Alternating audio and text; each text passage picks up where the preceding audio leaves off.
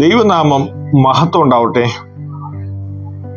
ഒരു വാക്യം ഇങ്ങനെ നമ്മളോട് പറയുന്നുണ്ട്. 2 കൊരിന്ത്യർ അധ്യായം 7 വാക്യം 10 ഇങ്ങനെ പറയുന്നുണ്ട്. ദൈവഹിത പ്രകാരമുള്ള ദുഃഖം അനുതാപം വരുത്തും, മാനസാന്തരത്തിന്റെ രക്ഷയ്ക്ക് ഉളവാക്കുന്നു. ലോകത്തിന്റെ ദുഃഖമോ മരണത്തെ ഉളവാക്കുന്നു. നമ്മളോട് ഇവിടെ വ്യക്തമായി സംസാരിക്കുന്നുണ്ട്.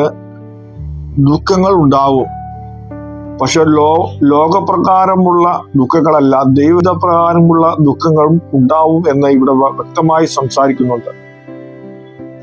ദൈവഹിത പ്രകാരമുള്ള ദുഃഖങ്ങൾ നമ്മുടെ നാശത്തിനല്ല, നമ്മുടെ രക്ഷയ്ക്കായിട്ടും നമ്മുടെ മാനസാന്തരത്തിനുമായിട്ടാണ്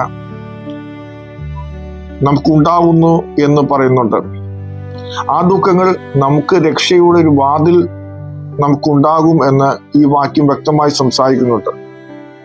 ദൈവം എല്ലാവരെയും ധാരാളമായി അനുഗ്രഹിക്കട്ടെ. ആമേൻ.